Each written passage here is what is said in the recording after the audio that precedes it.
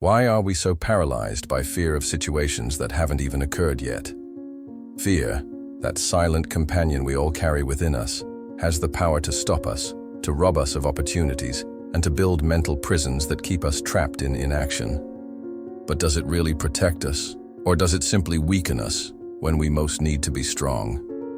In the depths of human experience, fear stands as perhaps our most primal and powerful emotion. It's a silent companion that walks with us through life, sometimes protecting us from genuine dangers, but often holding us back from growth, opportunity, and fulfillment. The paralyzing effect of fear is particularly curious when we consider that most of what we fear hasn't even happened and may never happen. The Stoic philosophers recognized this paradox thousands of years ago. They understood that fear derives its power not from external circumstances, but from within our own minds. It's not the situation itself that frightens us, but our anticipation and interpretation of it. This insight forms the foundation of Stoic approaches to conquering fear. 1. Accept that fear is natural, but don't feed it. Epictetus taught us that we don't suffer because of the things that happen, but because of the interpretation we make of them. Fear is born from our negative anticipations, those catastrophic stories we tell ourselves about what could go wrong.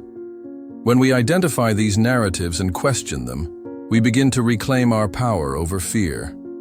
Musonius Rufus, less known but equally brilliant, pointed out that we must differentiate between the first impression that frightens us and the judgment we make afterward. The first is instinctive. The second is where we have control. Fear serves an evolutionary purpose. It's part of our survival mechanism. The Stoics never suggested we should eliminate fear entirely. Rather, they taught that we should recognize its presence without allowing it to take control of our decisions and actions. When we feel afraid, we often add layers of secondary suffering through negative self-talk. I shouldn't feel this way, or this fear means I'm weak. The Stoics would reject such thinking.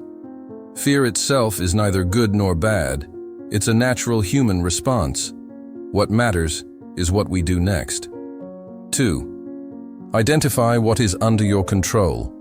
Marcus Aurelius demonstrated in his reflections that true freedom begins when we distinguish between what depends on us and what is beyond our reach. Fear dissolves when we focus our energy exclusively on what we can control, our decisions, actions, and attitudes. You have power over your mind, not outside events. Realize this, and you will find strength. This insight provides a practical framework for addressing fear. When we face a frightening situation, Stoicism guides us to sort our concerns into two categories. Things we can control, our judgments, decisions, actions, and attitudes. Things beyond our control, other people's opinions, natural events, past occurrences, inevitable physical realities. Fear often arises from fixating on the second category, worrying about things we cannot change or influence. The remedy is to shift our attention and energy to the first category, focusing exclusively on what lies within our sphere of control. 3.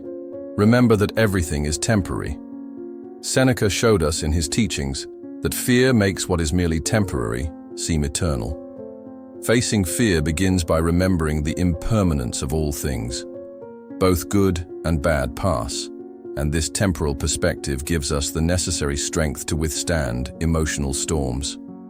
Cleanthes, who worked as a water carrier before becoming a philosopher, emphasized that even the worst adversities have an end, and that our resistance can be greater than we imagine. No man has ever been so far advanced by fortune that she did not threaten him as greatly as she had previously indulged him. Do not trust her seeming calm. In a moment, the sea is moved to its depths.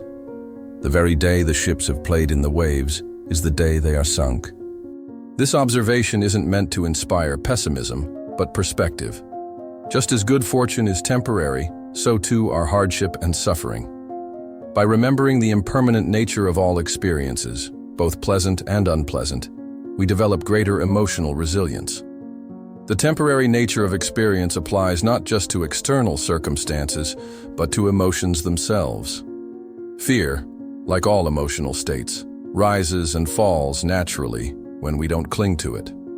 By observing fear with detachment, noticing its physical sensations and mental narratives without identifying with them, we come to recognize its transient quality. 4. Visualize the worst-case scenario with courage. The Stoic practice of premeditatio malorum invites us to rationally imagine what could go wrong, not to suffer in advance, but to strengthen our mind. When we become familiar with our fears, we rob them of their power to surprise us. Panatius, who influenced the Roman elite, developed this idea by pointing out that by mentally facing our fears, we reduce their real impact when and if they materialize. What is quite unlooked for is more crushing in its effect, and unexpectedness adds to the weight of a disaster. This is why nothing should be unexpected by us. Our minds should be sent forward in advance to meet all problems, and we should consider not what is wont to happen, but what can happen. The key to this practice is approaching it with rational calmness rather than emotional catastrophizing. The goal isn't to provoke anxiety, but to demystify our fears by examining them directly. When we mentally rehearse difficult scenarios, we often discover that 1. We can survive the outcomes we fear. 2. We have more resources and coping strategies than we realized. 3. Many of our worst fears are exaggerated or unlikely. Modern psychology has validated this ancient technique, with research showing that defensive pessimism, constructively thinking through potential negative outcomes, can lead to better preparation and reduced anxiety for many individuals. 5. Reduce the importance of others' opinions. The fear of social judgment is one of the most paralyzing. What's important is to be a good person, not to appear to be one. When we release our need for external approval, we discover an inexhaustible inner strength. The Stoics, with their practical approaches, compared concern for others' opinions to carrying a weight that doesn't belong to us. Letting go of that weight is the first step toward emotional freedom. The fear of social judgment keeps us small, preventing us from taking risks, expressing our authentic selves, or standing for our principles when they conflict with popular sentiment. It robs us of agency and autonomy, making us prisoners to the changing opinions of others. This approach doesn't advocate disregard for others. The Stoics highly valued social responsibility and contribution to community. Rather, it suggests that we should prioritize actual virtue over the appearance of virtue, substance over image, integrity over popularity. Courage in motion, action instead of paralysis.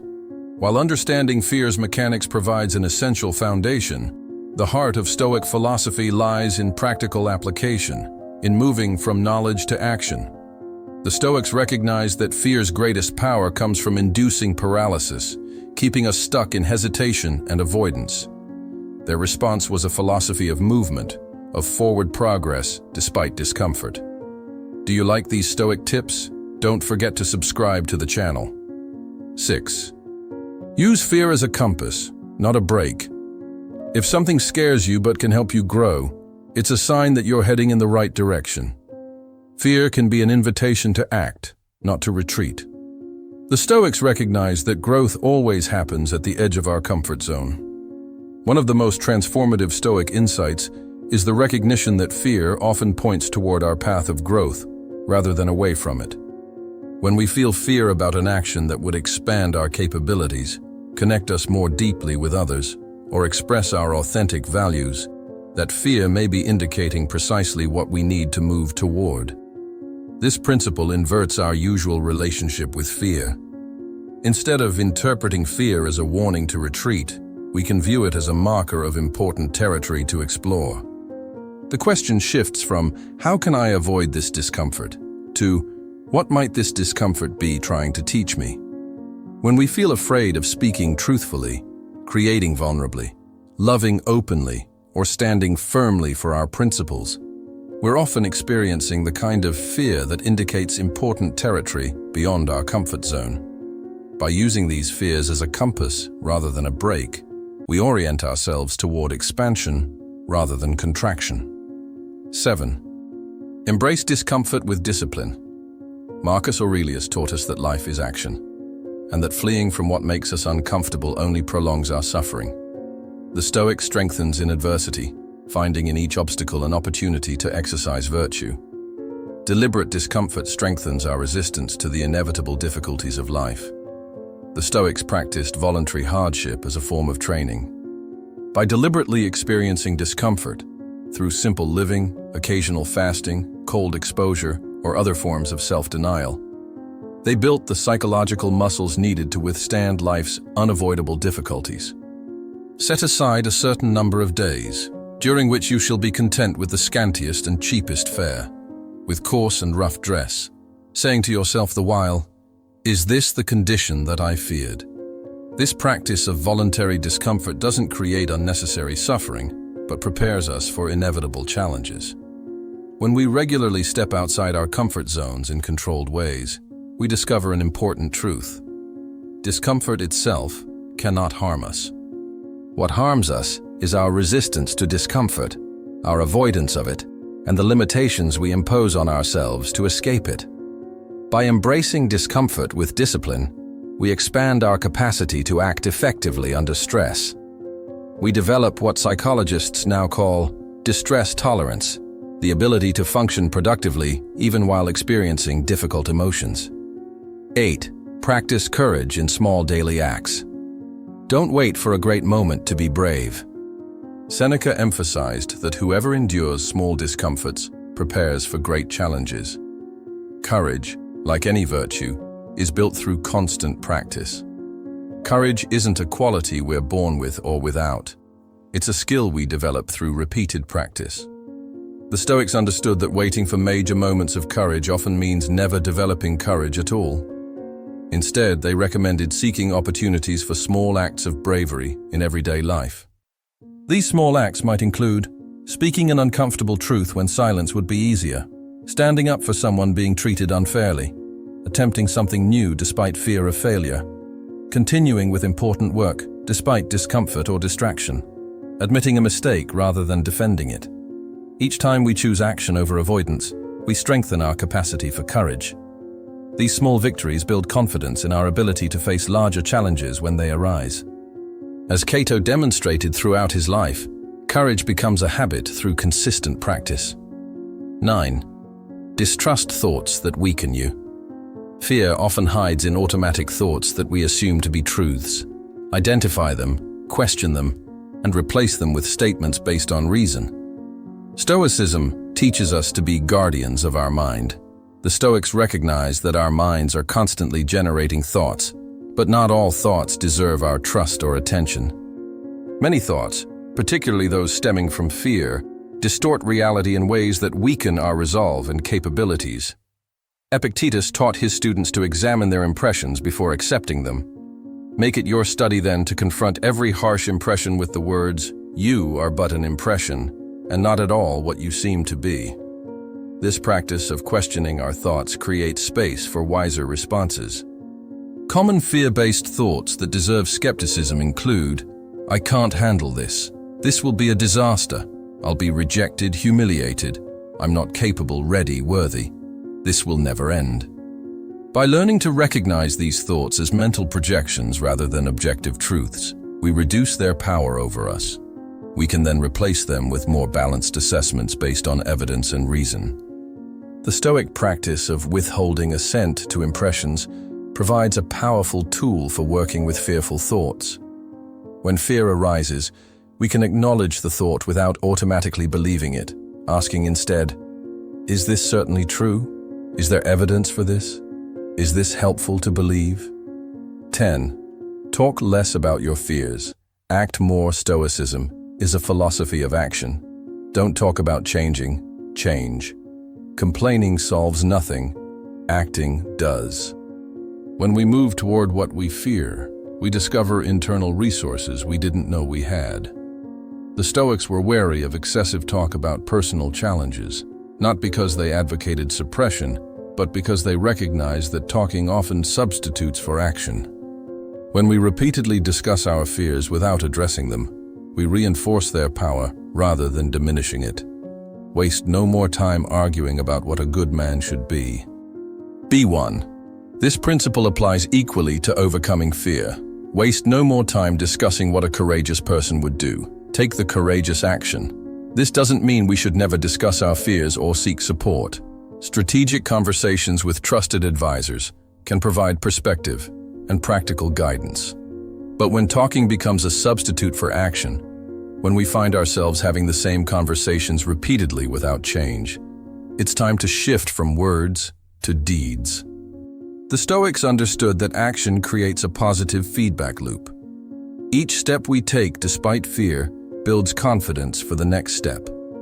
Real transformation comes not from analyzing fear, but from moving through it, discovering in the process that many of our imagined limitations exist only in our minds. Inner freedom, the end of fear's power. As we practice these Stoic principles, we begin to experience a profound shift in our relationship with fear. Rather than being dominated by fear's presence, we develop the capacity to acknowledge fear without being controlled by it. This transformation leads to what the Stoics considered the ultimate goal of their philosophy: inner freedom, the ability to maintain equanimity and act virtuously regardless of external circumstances. This final section explores the deeper dimensions of this inner freedom, showing how continued Stoic practice leads to a sustainable courage that goes beyond merely coping with fear to transcending its limiting effects on our lives. 11. Meditate on death and lose the fear of life. The Stoic memento mori is not morbid, it's liberating. Remembering our mortality makes us value the now and act with determination. When we accept our finitude, the fear of living fades away. Reflection on death should not be an exercise in pessimism, but a practice to value each moment and decision with greater clarity and urgency. The Stoics regularly contemplated their own mortality, not to induce anxiety or depression, but to enhance their appreciation of life and clarify their priorities. Let us prepare our minds as if we'd come to the very end of life, Seneca advised. Let us postpone nothing. Let us balance life's books each day. This practice of memento mori, remembering death, puts our fears in perspective. When we confront the reality of our finite existence, many of our social fears, fear of embarrassment, rejection, or failure, diminish in importance. The question shifts from, "What if I make a mistake?" to, "Given the brevity of life, what really matters?" This contemplation creates a healthy urgency that overcomes the paralysis of fear. When we realize that our time is limited, we become less willing to waste it in hesitation and avoidance. The awareness of mortality becomes not a source of dread, but a clarifying force that guides us toward meaningful action. The Stoics found that regular contemplation of death leads not to morbidity, but to a profound appreciation of life. Do not act as if you were going to live 10,000 years, Marcus Aurelius reminded himself. Death hangs over you. While you live, while it is in your power, be good. 12. Fear shrinks you, virtue expands you. The Stoic goal is not the absence of fear, but the presence of virtue. Courage, one of the 4 cardinal virtues, grows when we choose what is right even when we are afraid. This is true inner freedom. Virtue connects us with our highest nature, allowing us to overcome limiting emotions like fear. For the Stoics, virtue wasn't merely about moral correctness. It represented human excellence, the fullest expression of our nature and capabilities. They recognized 4 cardinal virtues: wisdom, courage, justice, and temperance. Each of these virtues offers a pathway beyond fear toward a more expansive way of being. When we act virtuously, when we choose what is wise, courageous, just, and moderate, we experience what the Stoics called oikeiosis, a sense of being at home with ourselves and in harmony with our nature. This alignment creates a deep confidence that sustains us even in frightening circumstances. Fear, by contrast, shrinks our sense of self and capability.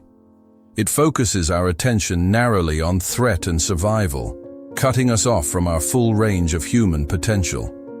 The practice of virtue expands this contracted sense of self, reconnecting us with our capacity for excellence. The paradox is that by focusing on virtue rather than safety, we often achieve both. When our primary concern is acting with integrity rather than avoiding discomfort, we develop a resilience that serves us well in all circumstances. As Epictetus observed, make the best use of what is in your power and take the rest as it happens. 13. Find strength in serving something greater. The Stoics saw life as part of a universal order. When we act in the name of elevated principles, and not out of vanity or self-interest, fear loses its power over us. Our purpose becomes our strength. Our social roles give us the opportunity to transcend our individual fears by serving a greater good than ourselves. The Stoics recognized that humans are social beings, naturally inclined toward connection and contribution. They believed that we find our greatest fulfillment not in self-preservation or personal pleasure, but in fulfilling our roles as members of families, communities, and humanity as a whole. When you have trouble getting out of bed in the morning, remember that your defining characteristic, what makes you human, is to work with others. This social orientation provides motivation that can override fear when our own comfort or security seems insufficient reason to act. Whether through family responsibilities, professional contributions, community involvement, or dedication to principles like justice or truth, connecting to something greater than ourselves provides courage that purely personal motivation cannot sustain. 14. Create a daily mental strengthening routine. The mind needs training. Begin the day with a clear purpose, a Stoic principle, and a small act of courage. This builds real resilience that no adversity can break. The Stoics didn't believe philosophical insights alone could transform our relationship with fear. They emphasized regular practice, daily exercises that gradually reshape our mental habits and emotional responses. These exercises, when performed consistently, build psychological strength just as physical exercise builds bodily strength. A Stoic daily practice for overcoming fear might include morning reflection on your intentions for the day, identifying potential challenges and how you'll respond to them. Midday pause to assess your responses to difficulty, correcting course where needed. Evening review of your successes and failures in facing fear, with specific plans for improvement.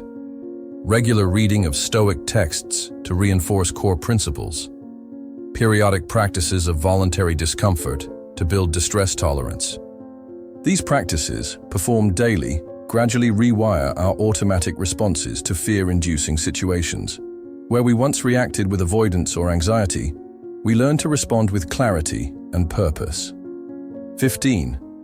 Remember, courage is not the absence of fear, but walking with it by your side. The truly wise person also feels fear, only they don't let themselves be guided by it. Courage doesn't eliminate fear, but puts it in its place, as an advisor, never as a dictator of our decisions. Recognizing our fears without being controlled by them is the true sign of philosophical progress. It's not about becoming insensitive, but about developing an inner strength that allows us to act despite fear. Perhaps the most liberating Stoic insight about fear is that courage doesn't require fearlessness. The Stoics recognize that fear is a natural human emotion that even the wise person experiences. The difference lies not in whether fear arises, but in how we respond to it. The brave man is not he who does not feel afraid, but he who conquers that fear. This understanding frees us from the impossible standard of eliminating fear completely. Instead, courage becomes possible for all of us, not by becoming immune to fear, but by developing the capacity to act effectively alongside it. This perspective changes our relationship with fear from adversarial to integrative. Rather than fighting against fear or denying its presence, we acknowledge it as part of our experience while maintaining our autonomy to choose our response. We can say to our fear, "I see you, I hear your concern, and I will consider your perspective. But you will not make my decisions for me." With practice, we learn to carry fear as a companion rather than a master. We recognize its protective intent while maintaining the wisdom to evaluate its messages critically. Sometimes fear correctly warns us of genuine danger, Other times it falsely signals threat where opportunity exists. Developing the discernment to know the difference is a lifelong journey of philosophical practice. Now I'd like to ask you, which of these 15 Stoic principles resonated most with you today? What fear are you willing to face from now on with these philosophical tools?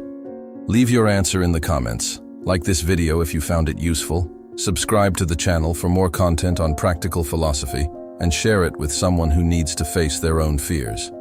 Remember, fear only grows when you stand still. Comment, or better yet, act.